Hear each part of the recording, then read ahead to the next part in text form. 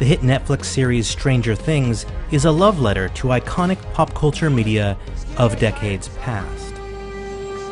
The Duffer Brothers create this spectacle of nostalgia by borrowing liberally from movies and TV shows from the 1970s and 80s.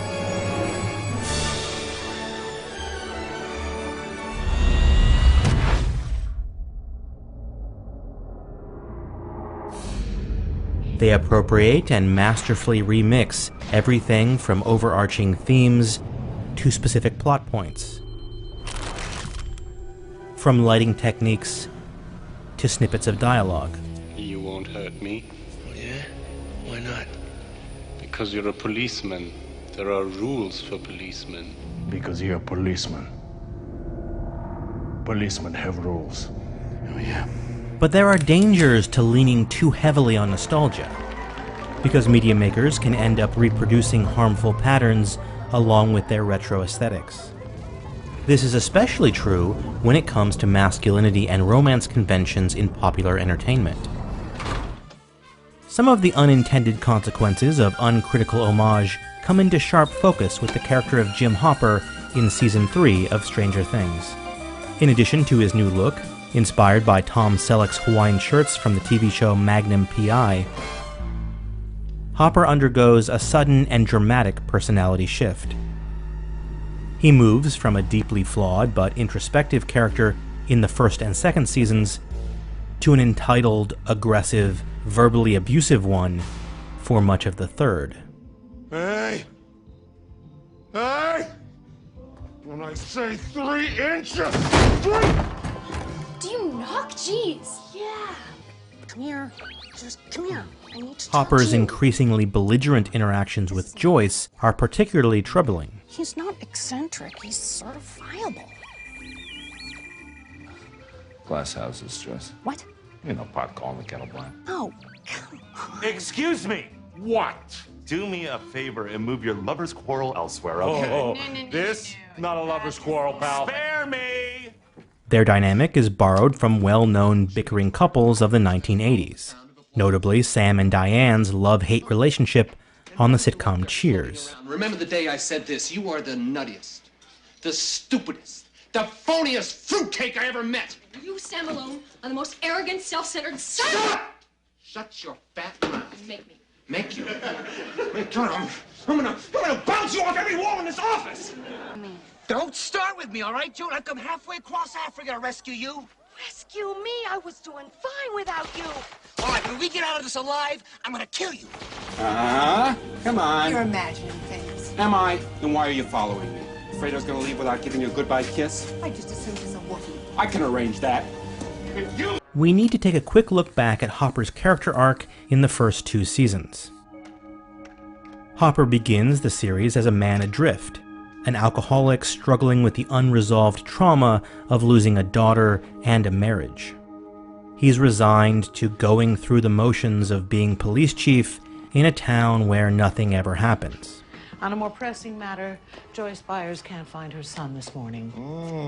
Okay, I'm gonna get on that. Just give me a minute. Joyce is very upset. Flo, we've discussed this. Mornings are for coffee and contemplation. Chief, she's Coffee and contemplation. He's also a bit of an asshole with a propensity for solving problems by punching them in the face. Hopper's character arc in Season 1 is all about regaining a sense of purpose. Hey! I got something! And through his quest to unravel the mystery around Will's disappearance, he begins to reestablish connections with the people around him. You were right. This whole time you were right. Season 2 sees Hopper continuing along that trajectory. He's figuring out how to navigate his own fears while at the same time trying to be a father again. Alright, let's get to work.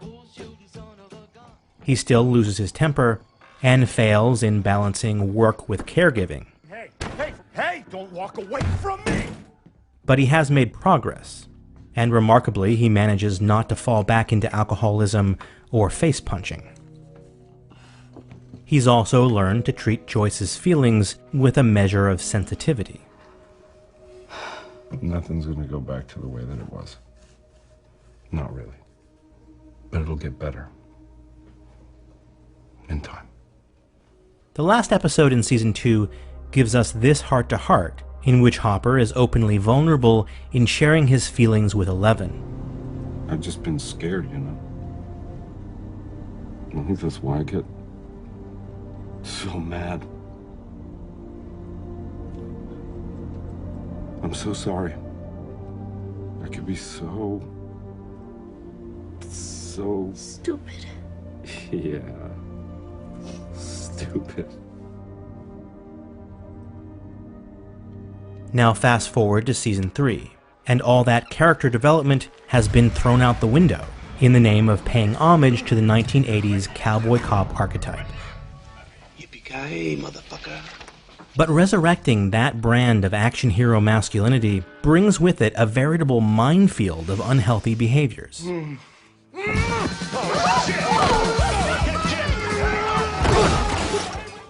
This new Hopper is a domineering powder keg who no longer has any patience for the women in his life. He's obsessed with sabotaging Eleven's teenage romance with her new boyfriend, Mike. You know, it is that smug son of a bitch, Mike. He's corrupting her, I'm telling you. And I'm just gonna lose it. I mean, I'm gonna lose it, Joyce. Just take it down, Hopper. I need for them to break up. That is not your decision. Joyce, for her part, implores Hopper to calm down and talk it out. I think you should talk to them. No, because talking doesn't work. Not yelling, not ordering. Talk to them. You know, like a heart-to-heart. A heart-to-heart? What is that? And we see her doing a lot of emotional labor for him in an effort to help facilitate a healthy heart-to-heart about boundaries. No looking, you know this. Come on. So we can build an environment where we all feel comfortable? It's all for naught, though, because this version of Hopper has forgotten how to express his feelings. Share our feelings? Just sharing our feelings. This isn't gonna work. It's not gonna work. It's not gonna work. Yes, it will! He suddenly can't even fathom the idea of openly communicating with his adopted daughter, even though we just saw him doing exactly that at the end of the previous season. Maybe you just kill Mike. I'm the chief of police.